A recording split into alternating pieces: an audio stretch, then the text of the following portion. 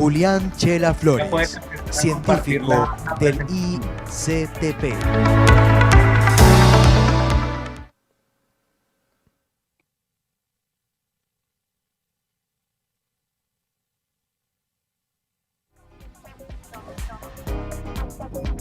Adelante.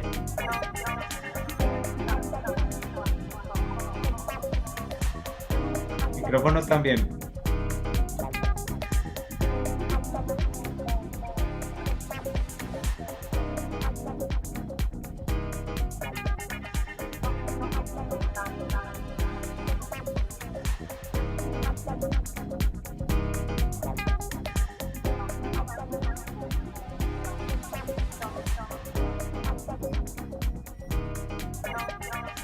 Ya lo tengo.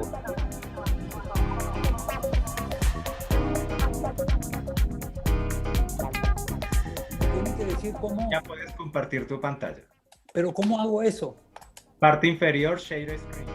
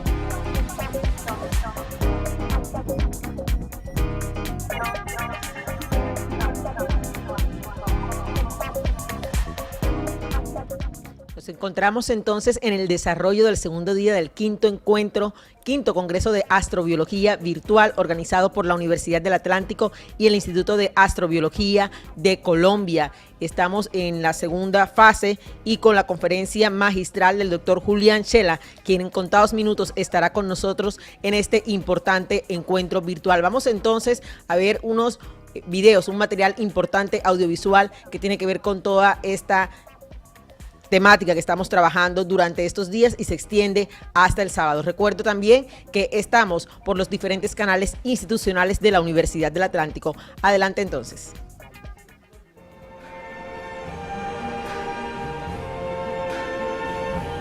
I see trees of green, red roses too. I see them bloom for me and you.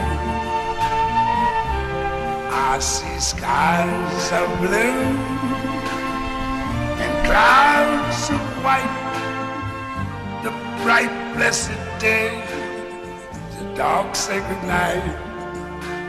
And I think to myself, what a wonderful world.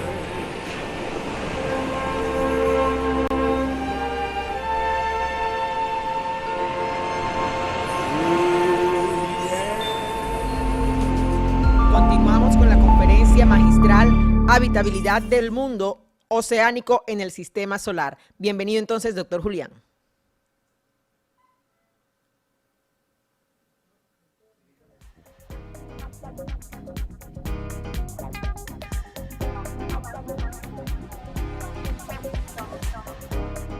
¿Mi pantalla la ven?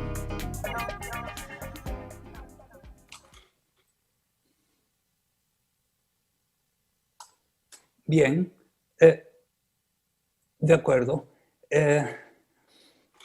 Me presento como investigador visitante al Centro de Física de Trieste y estas son mis otras adscripciones con mi correo en la Universidad Simón Bolívar, también lo estoy poniendo.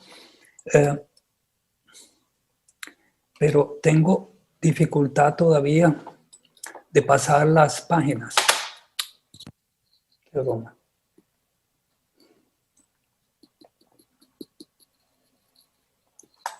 Ok.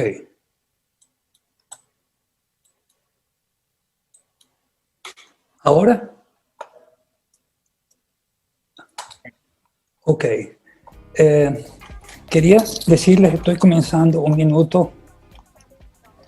Estoy comenzando un minuto tarde, unos minutos tarde.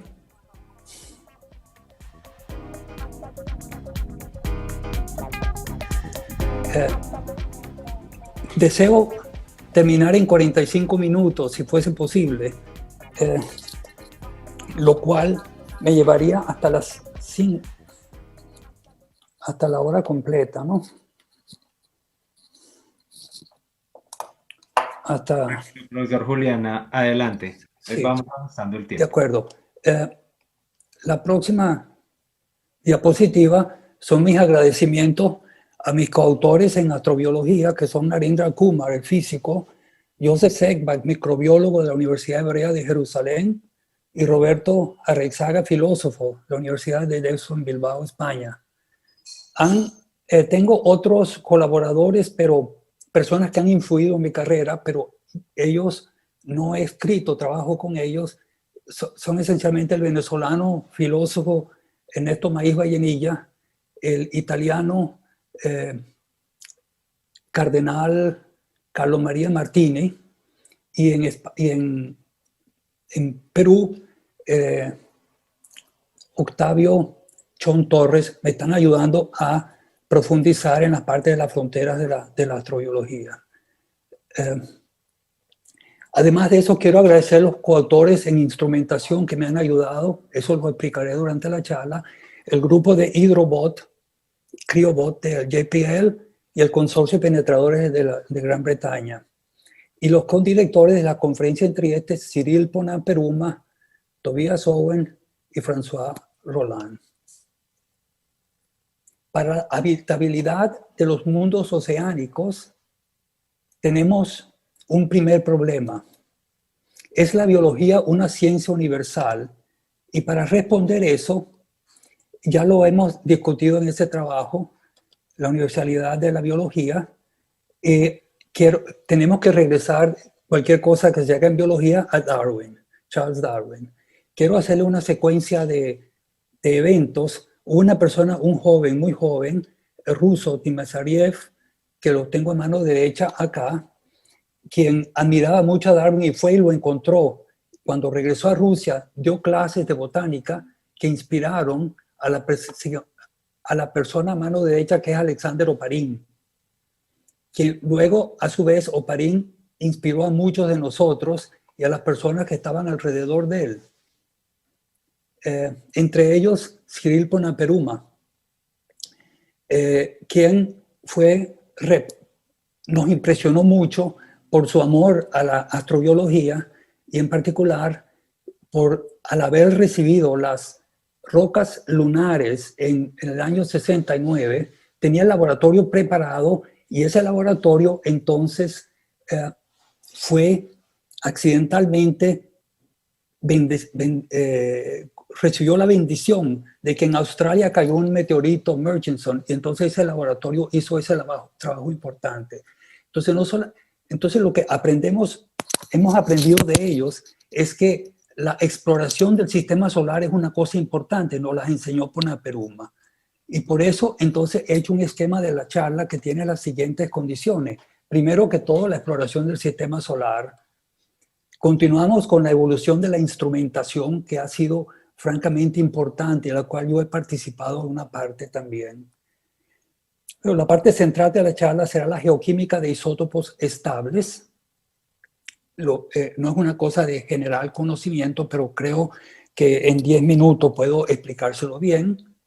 Pasamos a la parte cuarto, que es los biomarcadores en mundos oceánicos y la detección de biomarcadores para concluir.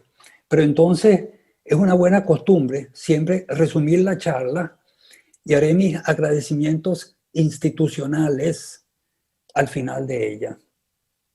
Bien, comencemos entonces con la exploración solar, perdonen, la exploración del sistema solar, y comienzo con, hubo muchas misiones previas al Voyager, pero el Voyager fue el que nos trajo esta bellísima colección de imágenes y datos observacionales de gran relevancia para Júpiter, Saturno, Urano y Neptuno. Yo me voy a concentrar en Júpiter y por eso voy a reducir el número de misiones a la cual me voy a referir, focalizándome principalmente en Galileo. La misión Galileo en esos años que fueron francamente de gran emoción personal para mí y creo que para toda la comunidad de astrobiología de los que estaban investigando en esos días. Después de la misión de Galileo, quiero enfatizar el hecho que en San Juan Capistrano nos reunimos pocos meses después de llegar las primeras imágenes de Galileo, y a la llegada a Júpiter, la NASA escogió este sitio para la discusión de los primeros datos sobre Europa. Exactamente, hoy es cumpleaños, 12 de noviembre del 96. Bien, a través de mi charla, el carácter principal, el protagonista de la charla es el satélite Europa, la luna Europa de Júpiter, sobre la cual hablaremos a continuación frecuentemente. Pero Europa no es la única, digamos, mundo, fue el segundo mundo oceánico que conocíamos. El primero era la Tierra, la cual la conocíamos muy bien, este fue el segundo. Pero esto se ha desarrollado mucho y han aparecido toda una colección de mundos oceánicos. Posiblemente una de las más llamativas han sido las fotos de hace 5 años del planeta enano Plutón. El planeta Plutón, y hay otro planetoide acá en la parte inferior. Ceres, todos estos que les estoy mostrando son posibles mundos oceánicos habitables. Pero las misiones que ayudaron a... Un segundo. SMA. Ok, estas son las misiones que cada uno de estos mundos oceánicos estudió cuidadosamente. Yo enfatizo y sigo repitiéndome que la misión Galileo, en la parte central de la imagen, distorsionada en tamaño, no tan en escala, es para mí la más notable para el progreso de la astrobiología. La NASA ha hecho un mapa de senderos hacia mundos oceánicos. Es muy complicada la imagen que puso NASA y ustedes no la podrían leer porque la letra es muy pequeña. Entonces, ese listado de la NASA muestra 19 posibles candidatos, de los cuales nos concentraremos solo en 2. Europa y el planeta más cercano al mundo, la luna más cercana a Europa, Ganímedes. Entre los objetivos se subraya la búsqueda de vida. Lo hace la NASA en el trabajo que le estoy mostrando a continuación. En este trabajo, la búsqueda de vida y los correspondientes biomarcadores. Entonces, si ustedes leen eso, encontrarán mucha otra información que NASA está emocionada por estos 19 candidatos, posibles candidatos. Yo estoy concentrándome en 2, ambos de Júpiter. Bien, en lo que viene en el futuro inmediato del Jet Propulsion Laboratory será esta misión Europa Clipper dentro de 2 años, probablemente dentro de 2 años. Y esta ha sido explicada muy recientemente en este grupo de Papalardo, que es la persona posiblemente más notable en esos grupos, explicándosela recientemente allí. Bien, pero la que estoy yo más interesado es el explorador de las lunas heladas de Júpiter. Las abreviaciones en inglés son esas letras JUICE. Es una misión de la Agencia Espacial Europea lanzada dentro de ya pocos meses, solamente menos de 24 meses ya estará volando. Habrá un estudio particular de Ganímedes con esta sonda orbital y yo en ese trabajo ya en ese trabajo ya he explicado cuál puede ser la expectativa para diferenciar si este mundo es habitable o no. O si no solamente si es habitable, que ya lo sabemos, pero si puede inclusive tener vida para Europa también. Vamos a concentrarnos, y eso va a ser el tema aproximadamente de mi charla. Ok, entonces vamos a pasar a la segunda parte, la evolución de la instrumentación. Ha sido para mí una cosa de gran, digamos, satisfacción personal, la evolución de la instrumentación desde Capistrano, San Juan Capistrano, cuando llegó Galileo a Júpiter. Y esta ilustración está en todos los libros que escriban de astrología, los míos y los demás. Es una imagen que explicaba el sentido de lo que estábamos en Capistrano y creíamos que casi cualquier cosa pudiera ser posible. Primero sale un objeto para perforar el hielo, el perforador. Arriba tiene una ventanita. Esta ventanita es un portal, emite lo que vemos en el centro de la imagen, que es un sumergible, con el cual nuestra misión, el pensamiento que teníamos en esa época es poder analizar estas fuentes hidrotermales, estos gases volcánicos que están a la izquierda y a la derecha. Ese es un sueño que no se ha realizado, principalmente por la política de la ciencia, que los fondos no están asignados posiblemente a las mejores ideas, sino a esas que son posibles. Estos fueron los compañeros de esa publicación en el cual creíamos que eso pudiera ser una posibilidad, pero estamos hablando ya del año 96-97. No tuvo fondos.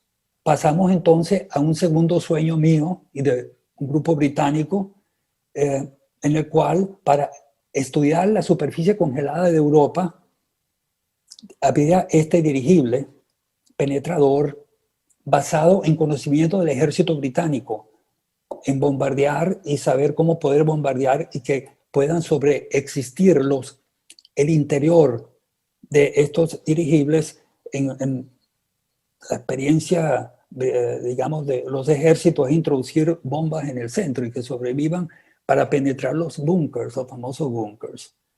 Bien, quienes me acompañaron en este segundo sueño están listados acá, un grupo notable de británicos.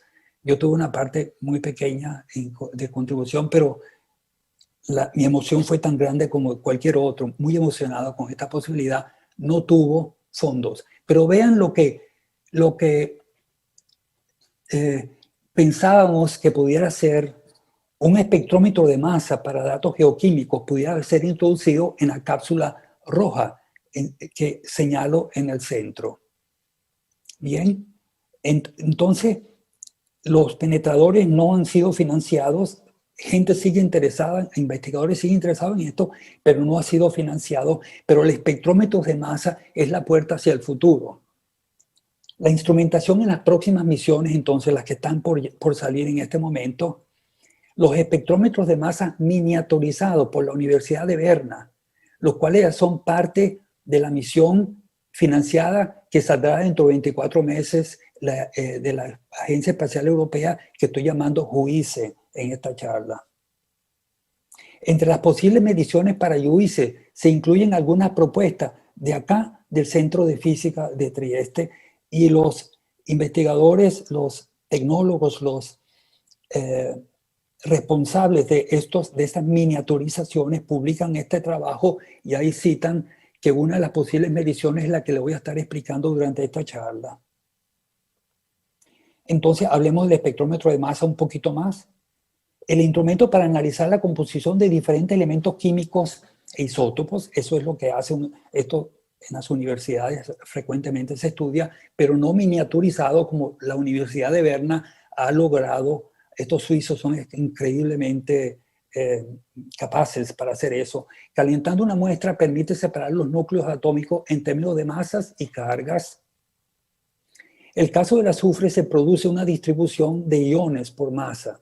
o sea, un espectro de masa. Vamos a ver cómo se ven esos espectros de masa. Aquí está el espectro de masa. Pongo las unidades de masa balanceadas por una carga Q en el eje de las X y en el eje de las Y el número de detecciones. La P es para fósforo, la S para azufre, y siempre las mediciones son partes por millón. Pero entonces lo que se ve claramente es que el isótopo 32, aquí se lo estoy señalando, es muy abundante en comparación con el isótopo 34, que lo ven acá, que no es tan abundante. Y esto es la parte principal para las predicciones, las mediciones que vamos a hacer. Esto lo estoy tomando del grupo de Berna de nuevo. Riedo es el primer autor de ese trabajo y sus compañeros. Ok, los instrumentos científicos de la misión, próxima misión JUICE son los siguientes. Yo deseo mostrarles entonces que lo que es relevante para las cargas de instrumentos científicos que volarán dentro de dentro de poco tiempo. Y entonces aquí tenemos PEP. Es un paquete para estudiar partículas en el ambiente, se lo señalo con una flecha. Y el NIM, que es un espectrómetro de masa para gas neutro e iones, que se lo señalo por debajo. Bien, esto es entonces el gran éxito que han tenido ellos, y yo de la parte de espectador y persona que ha propuesto con mis colegas lo que pueden hacer ellos, y ellos los están aceptando. Para mí es una gran emoción saber que esto está financiado. Entonces, ¿cuáles son las mediciones de biogenicidad que son relevantes? Ok, el espectro, quiero bajar un poco, ok, el espectro para el azufre en Europa deberá ser medido con una precisión a nivel de partes por mil. Esto quiere decir partes de átomos de azufre contenido en 1000 partes de la mezcla en la solución. Ok, entonces tengo el mismo problema con, ok. Entonces se me tranca un segundo. Bien, entonces en esa propuesta del Centro de Física hicimos notar la importancia de la precisión que ellos estaban desarrollando y hasta el grado de precisión que nosotros pretendíamos que llegasen ellos. Esta medición está entre las posibilidades de PEP como parte de la carga de instrumentos ya aprobados por JUICE. Y ahí está la referencia más reciente de ellos. Bien, entonces pasamos a la parte central, la geoquímica, bien, de isótopos estables. Esto lo podemos hacer relativamente rápido y ahorrar tiempo, porque desearía que hubiesen preguntas de los estudiantes que estén participando y de los investigadores, profesores, etcétera, hasta humanistas, filósofos, etcétera. Bien. Las bacterias reductoras de sulfato, estas son bien conocidas, son muy antiguas. Las voy a llamar siempre BRS, vamos a llamarlas así en las próximas láminas. Estas bacterias producen energía uniendo átomos de hidrógeno con átomos de azufre, los cuales son extraídos del sulfato que normalmente se encuentra en aguas de mar. Esta molécula de azufre está disuelta en el agua de mar. Así se produce entonces, por este efecto de las BRS, se produce el gas, sulfuro de hidrógeno. Veamos un ejemplo del microorganismo, se lo muestro acá. Está aquí, de sulfovibrio. Este va a ser uno de nuestros amigos durante la charla. Bien, mostrándole en el árbol de la vida, las BRS se encuentran muy abajo de la raíz del árbol. Emergen entonces temprano en tiempo geológico y el organismo está muy cerca del ancestro común de todos nosotros. Entonces es una de las más antiguas formas de la vida que surgió en la Tierra. De esto hay evidencia de fósiles, etcétera, pero no quiero adentrarme en eso para poder terminar en un tiempo razonable. Ahora, ¿qué podemos aprender de los sedimentos marinos? Ya sabemos que las BRS están allí. Entonces, veamos una pepita acá. Esta pepita no es más que un mineral de yeso. Veamos otra. Esa no es más que el mineral la pirita. la pirita. Eso no parecería ser tan importante o relevante para la astrobiología, pero veamos entonces dos minerales comunes, el yeso y la pirita. Aquí tenemos el yeso, que es, sí, estoy tratando de, tengo un impedimento en la pantalla, es el sulfato de calcio hidratado y la pirita un disulfuro de hierro. Entonces, estos van a ser relevantes en las próximas láminas. Ok, los minerales en sedimentos marinos. Se ha descubierto en culturas que las BRS producen el gas sulfuro de hidrógeno enriquecido en el isótopo 32, el más abundante, dependiendo de varias cosas, varios parámetros físicos, la temperatura, el pH y la concentración del sulfato. Ok, el gas ya está enriquecido en azufre 32. Ese es el descubrimiento de laboratorio de los años 70 del siglo pasado. Los microbiólogos descubrieron eso. El gas ya está enriquecido en azufre 32 a la mezcla que precedía de 32 y 34 en la fuente marina del sulfato. El gas reacciona con hierro para formar granos de pirita. Ya lo vimos una vez. En sedimentos también están enriquecidos en azufre, en el isótopo más abundante, en el disulfuro de hierro.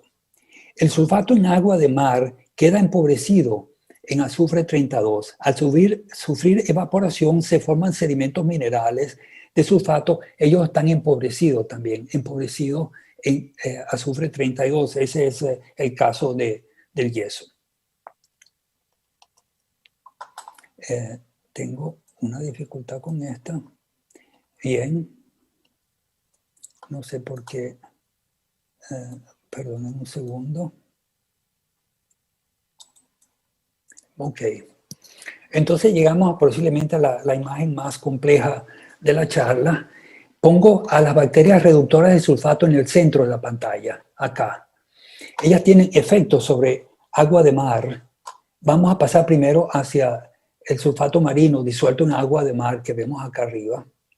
Ella entonces les acabo de explicar que es un descubrimiento empírico que está empobrecido en 32, en el isótopo 32. Está disuelto en forma de minerales empobrecido en azufre 32. Cuando se sedimenta, el sulfato sedimentario es yeso empobrecido en azufre 32 isótopo. Pasamos entonces a la mano derecha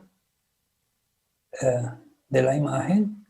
Y entonces acá vemos que el gas sulfuro de hidrógeno, ese es el descubrimiento empírico, está enriquecido en el isótopo 32 en 20 por 1000, en 20 partes por 1000, como lo era empobrecido el yeso.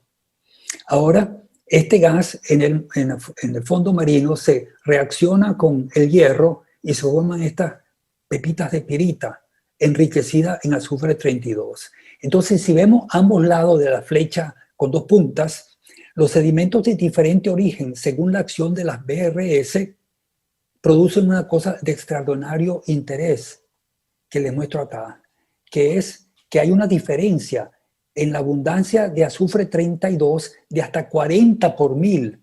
Y esos espectrómetros ya que volarán con la misión JUICE pueden llegar a esa precisión y aún más. Siguen mejorando esos instrumentos.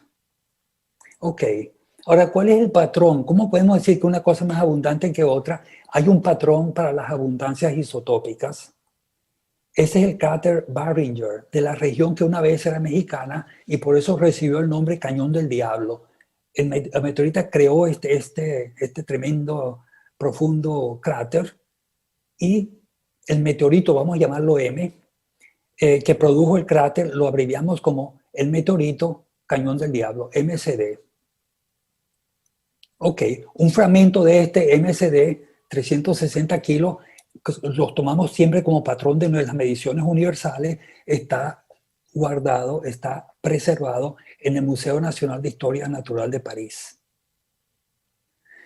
Bien, entonces entremos en cómo podemos cuantificar de una manera muy sencilla. Le voy a mostrar unas 3 ecuaciones, pero son ecuaciones que las pueden desarrollar como un proyecto para estudiantes. El espectro de masa en la ilustración ya la conocemos, se la presenté hace poco, ¿no? Este mismo espectro. Con la mezcla de los isótopos más y menos abundantes podemos formar un parámetro que vamos a llamar el parámetro delta para una muestra dada. La muestra la vamos a abreviar como mu de muestra, con respecto a un patrón P de patrón. Entonces, el parámetro a mano izquierda de la ecuación amarilla es el delta 34. Y fíjense cómo se construyó. Si el patrón P en el denominador en la parte de acá coincide con la muestra que tú estás usando, o sea, si vas a París y mides lo que está sucediendo allí, estás dividiendo 1 sobre 1. Eso es 1. Le quitas 1 y te va a quedar 0. Eso es con respecto a el meteorito de Cañón del Diablo, parte por 1000. Bien, entonces es relativamente sencillo. Cuando el azufre 32 va a ser más abundante o menos abundante, el parámetro delta será positivo o negativo. Pasemos entonces a esa, ¿qué nos dice el parámetro delta? Bien, estas son las ecuaciones por las cuales pido excusa, pero creo que son sencillas. Cuando la abundancia del isótopo S en una muestra es favorable a la mezcla 32 y 34, en el meteorito Cañón del Diablo ya les mostré que el delta 34 es 0. Ahora, cuando hay más abundancia de azufre 32, como construimos esa fracción, las delta 34 van a ser negativas. Pero cuando es el caso opuesto del sulfuro, del sulfato que está en el mar, en agua, disuelto en el agua del mar, entonces vamos a tener una delta, parámetro delta positivo, cuando hay empobrecimiento de azufre 32. Bien, ¿cómo se ve esto en el sistema solar? Cuando en la exploración de nuestro sistema solar, sabemos que el azufre puede ser fuertemente fraccionado por estas bacterias que son capaces de reducir el sulfato. Entonces esta gráfica es de Kaplan, uno de esos investigadores que descubrieron esta capacidad de las BRS de hacer estos cambios en minerales, Kaplan. Entonces vamos a poner en el eje de las IES, voy a poner el parámetro delta 34. Entonces si vemos el punto negro en el primer cuadrante, este muestra el sulfato en coexistencia con el agua de mar del cual hemos estado hablando. Y no es sorprendente, se lo he dicho varias veces, está en más 20, ha ganado 20 por 1000. Ahora, si vemos ahora aquí a mano izquierda en la Tierra, ¿qué sucede? Que cuando es negativo, o sea, cuando hay un enriquecimiento de azufre 32, hay un gran enriquecimiento de azufre 32 y puede llegar hasta menos 70 por 1000, que se hace para las mediciones de la gente de Berna, se hace aún más claro si sucede lo que estamos prediciendo en este momento. Y la referencia es esta de estos investigadores en Geology. Bien, pasemos a la lámina 41 y esto va a ser, ya estamos procediendo bien. Voy a dejar suficiente tiempo para las preguntas, a pesar de los errores que cometimos al comienzo. Ok, vamos a hablar de biomarcadores en mundos oceánicos. Ok, ¿por qué debemos investigar in situ? ¿Por qué tenemos que llegar hasta allá, hasta Europa para hacer esto? La perseverancia que hemos tenido, los que estamos preocupados de esto, en llevar instrumentos adecuados hasta las lunas galileanas, está reconocido en esta reciente publicación. Es importante ir allá y hacer las mediciones sobre las cuales estamos predicando en esta charla. Bien, veamos una de las cosas más lindas, bellas, extraordinarias de la misión Galileo cuando lograron hacer una imagen diferenciada en elementos químicos de la superficie de Europa. Ahí están las coordenadas norte del Ecuador, y esto está más o menos en la parte de la Europa, esa Europa grande que le mostré al comienzo, está más o menos en esa zona. Esas son las coordenadas. Entonces, la zona coloreada de rojo intenso nos presenta lo que yo llamé hace tiempo el dilema del azufre, que es un dilema que tenemos todos. El origen, sí. El origen de las manchas de azufre descubiertas por Galileo, por la misión Galileo, nos induce a hacer dos preguntas. Primero, ¿serán ellas el producto de simple criovolcanismo? Tiene que haber un tipo de volcanismo, porque fíjense que ustedes están poniendo una luna parecida a nuestra luna enfrente de un gigante como Júpiter. Entonces, nosotros, la Tierra, que nos ponemos enfrente de una luna minúscula, chiquita, ella nos produce las mareas en el mar, que es un efecto importante. Entonces, imagínense lo que va a producir en Júpiter sobre Europa. Va a haber evidentemente criovolcanismo que puede llegar a la superficie. Estas manchas no son, como han argumentado algunos, efecto de volcánico de Io, que es la otra luna que está cerca de Europa y está botando grandes cantidades de azufre. No es así, simplemente porque estas son manchas, no está totalmente cubierto la luna, sino es una mancha aislada. Entonces la segunda pregunta, que es la que yo propongo que sean discutidas, probadas o probadas incorrectas, probado que me estoy equivocando, haciéndose esa pregunta. O ya este azufre ya ha sido procesado por las BRS que están adentro. Entonces estoy suponiendo ya que hay vida en el interior de la Luna, Europa, y esta vida nos está produciendo algo que podemos medir y que podemos medir con las dos mediciones, la americana Europa Clipper y la europea, el JUICE, de la Agencia Espacial Europea. Esto lo pueden seguir en esta referencia en la cual nos planteamos este dilema sulfur al comienzo, digamos, hace ya bastantes años, cierto tiempo. Y entonces este es el meollo de lo que estamos haciendo. Entonces yo quiero aclararle con unas láminas relativamente sencillas cómo podemos proceder. Veamos una imagen tomada mucho más cerca.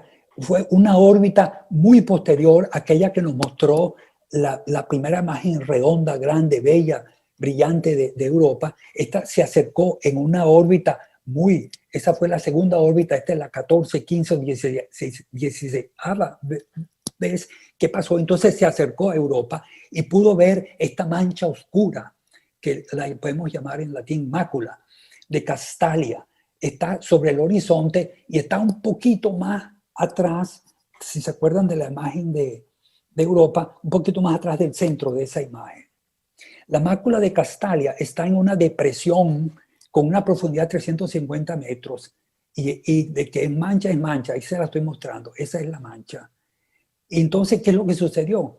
Que los elementos químicos de la superficie son probablemente del océano interior. Si las BRS me están procesando el azufre, entonces este azufre va a estar contaminado. Eso lo han estudiado, el hecho de que los elementos químicos pueden ser del océano interior, lo estudian estos investigadores, pero ustedes no son astrobiólogos, la mayor parte de los que están oyendo esta charla, y entonces yo quiero persuadirlos que no hay por qué leerse todas estas cosas, porque en la Tierra nosotros tenemos una gran experiencia. Este valle de Taylor, de Griffith Taylor, fue uno que sobrevivió el desastre de la muerte de la exploración primera del Polo Sur, porque él no llegó al Polo Sur y entonces sobrevivió y siguió explorando y descubrió este fenómeno extraordinario en Antártida, que son valles secos. Y aquí les estoy mostrando tres elementos importantes. El Fritzel, que está por delante, la C dice que es un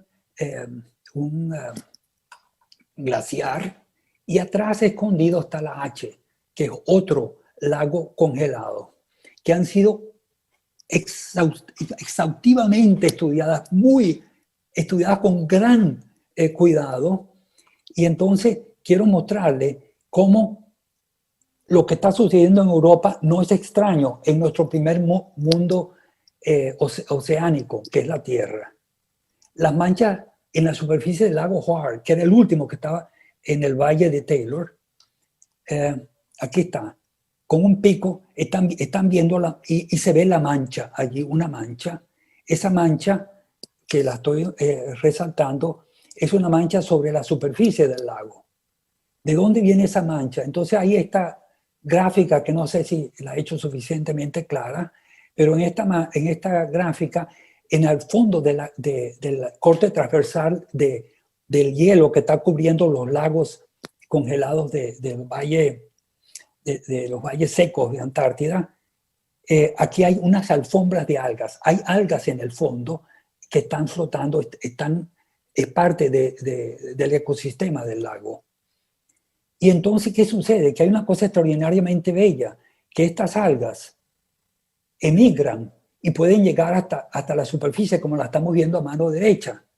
¿Y qué es lo que está sucediendo? Una cosa muy sencilla, un fenómeno que casi sucede aquí en Trieste también, que hay vientos catabáticos.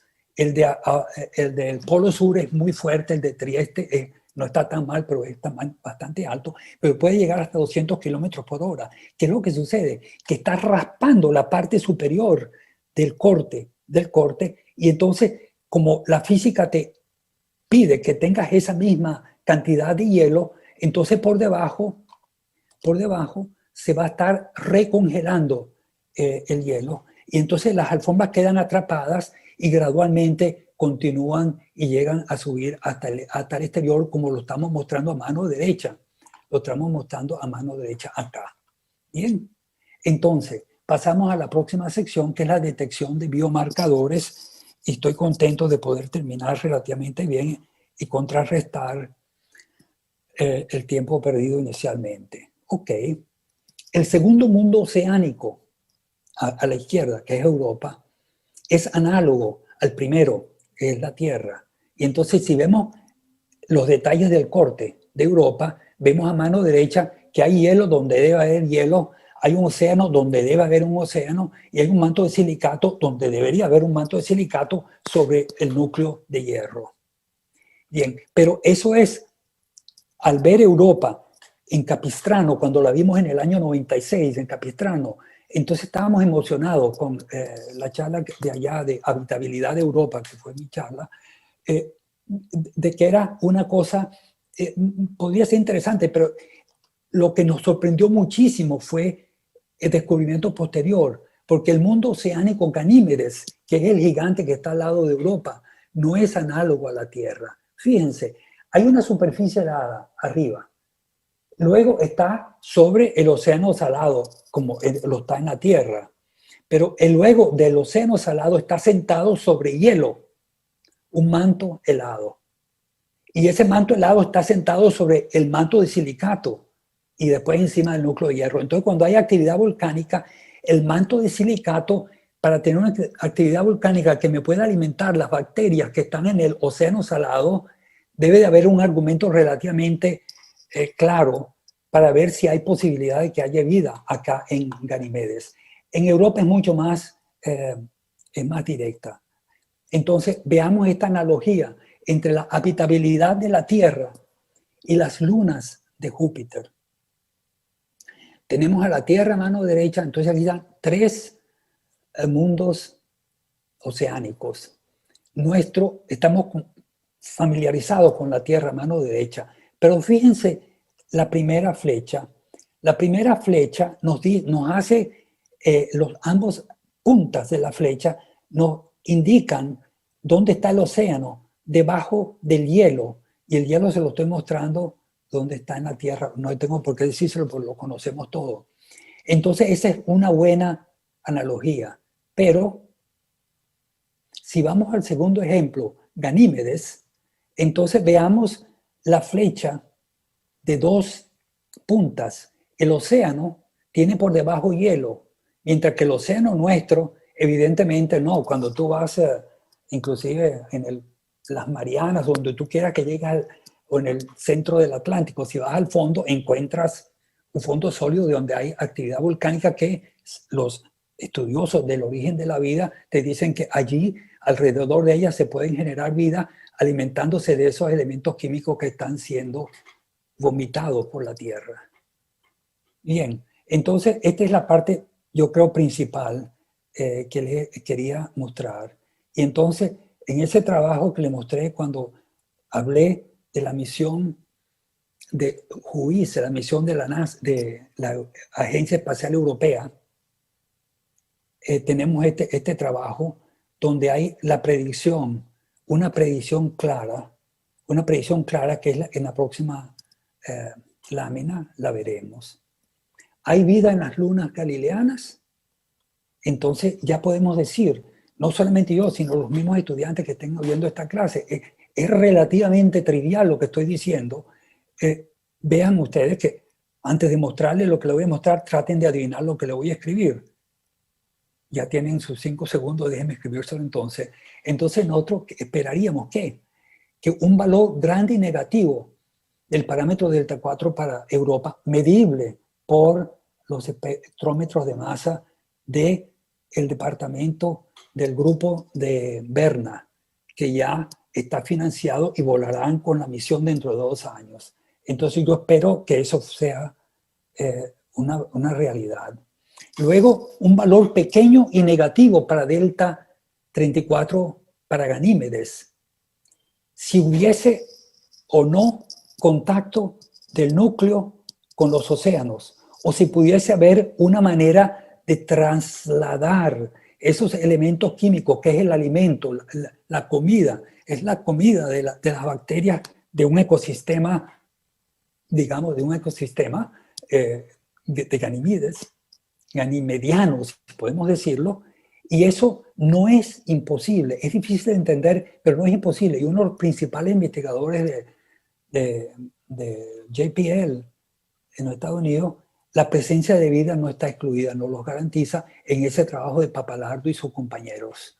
Puede haber maneras de sobreponerse a esas dificultades que tienes y es lo que te está por debajo del océano. Esto para los físicos es una cosa que no debe causarle problemas, porque si tú tienes grandes presiones, el agua se recongela. Eso es una cuestión, un problema de física de aguas, ¿no?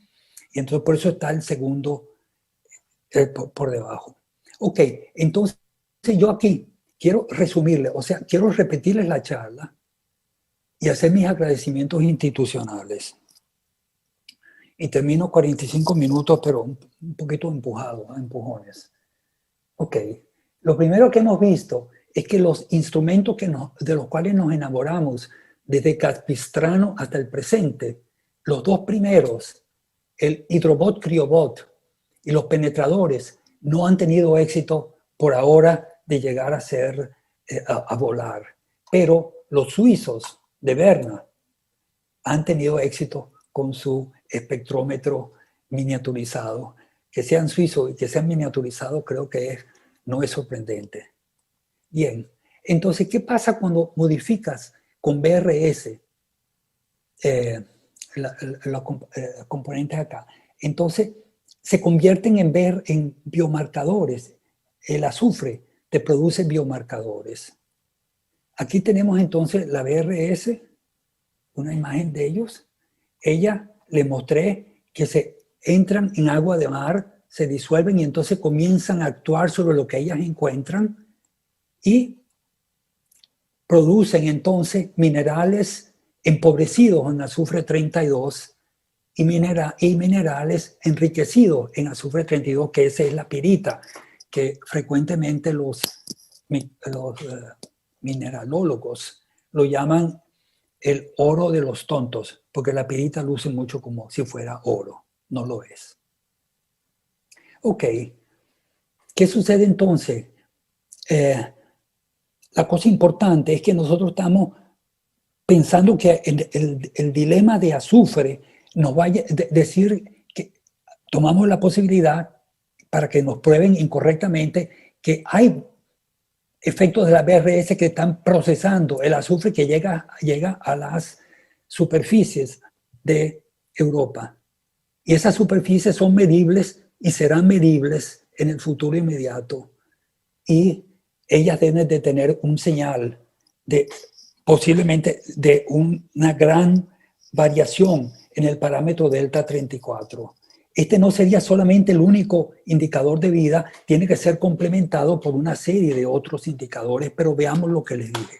Lo que les dije es que en el segundo mundo oceánico, Europa, la misión Galileo nos regaló estas magníficas imágenes, donde ya sabemos dónde están las manchas de azufre, y esas manchas de azufre pueden ser haber estado ya procesadas por las bacterias y produciéndonos entonces lo que ya les expliqué durante la charla.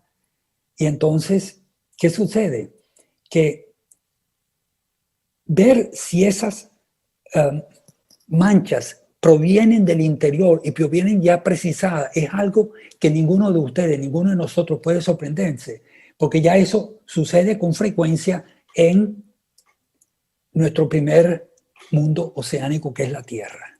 Y les expliqué esa gran aventura de los exploradores del Polo Sur que descubrieron el Valle de Taylor. Y en el Valle de Taylor, el lago más lejos, pueden ver con claridad la F de Fryxell, el lago donde hay muchas BRS, la C, que es el glaciar, y por detrás está la H casi no visible. Pero en la H ya vemos que fácilmente se puede entender por qué llegan las algas hasta arriba, hasta la superficie. Y eso no tiene ningún misterio. Entonces la glaciología de Europa no la conocemos a perfección, pero es un problema que en la Tierra no es un problema para nosotros. Hemos llegado a las 4 de la tarde y entonces quiero agradecerle a mis amigos invisibles. Esta expresión de amigos invisibles es de un paisano mío de Caracas que lo usó frecuentemente al final de sus programas televisivos muy famosos, gran escritor Arturo Uslar Pietri. Quiero hacer mi sincero agradecimiento a las dos generosas instituciones que nos han permitido compartir estas experiencias en astrobiología, y por esta interacción los jóvenes aprenderán, y lo que estamos esperando, seguimos con la emoción de las misiones que están a punto de salir, y pensar que podremos soñar dentro de pocos años de tener estas biomarcadores de la vida bastante bien balanceados y posibles con lo que va a volar, con los instrumentos que volarán.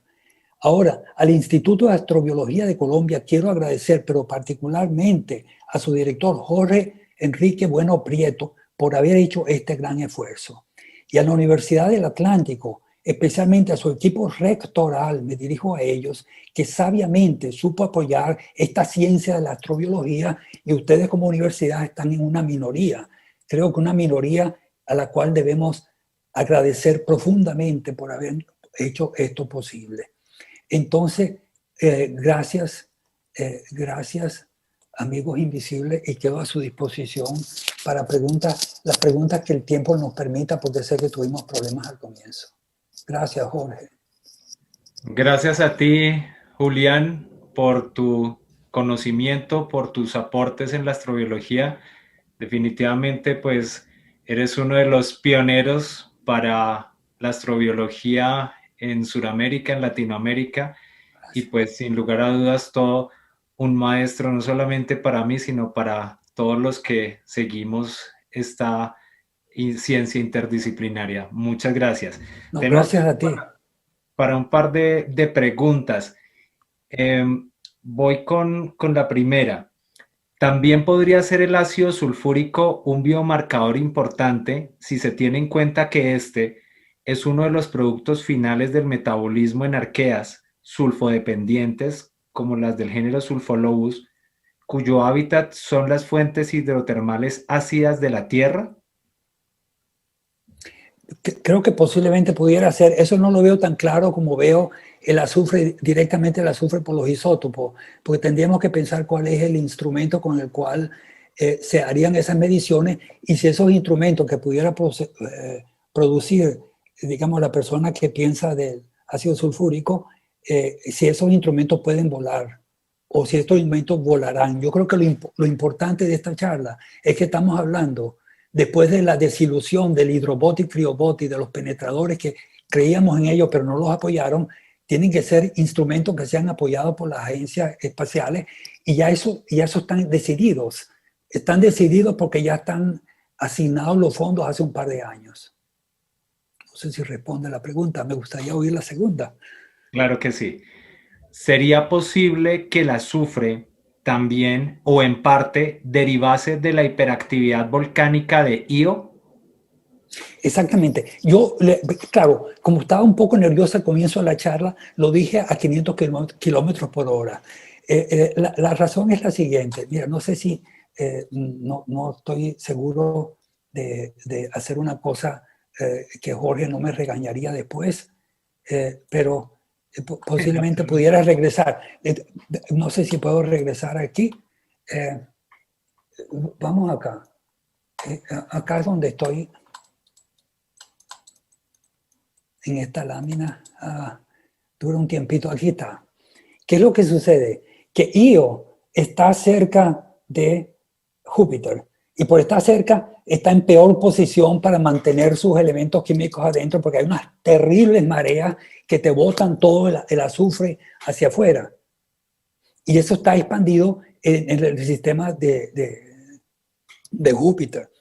Pero si ese fuera la razón de la mancha, no sería solamente la mancha, sino sería mucho más uniforme. Toda la luna de Europa estaría cubierta de azufre. Puede ser que parcialmente algo de ese azufre fuese de Io y ese no sería el producto del procesamiento de la PRS.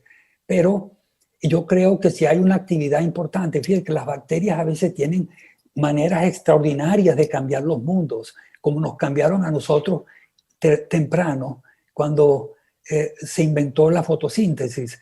Se murieron todos los que no podían fotosintetizar. Se cambió la historia de la Tierra.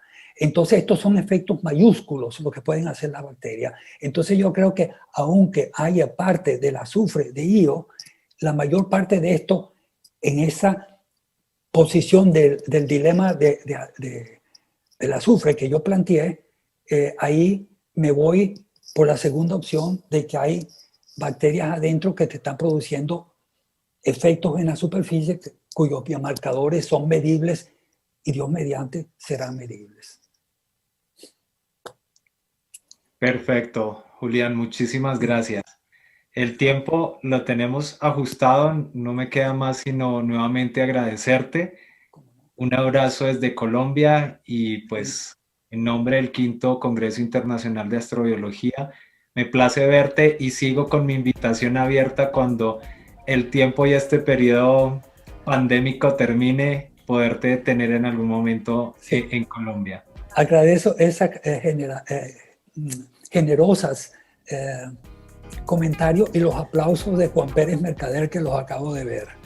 Y bueno, pues me despido con gran satisfacción porque pude hacer lo que quería hacer a pesar de mis dificultades iniciales y también por lo agradezco y el corazón.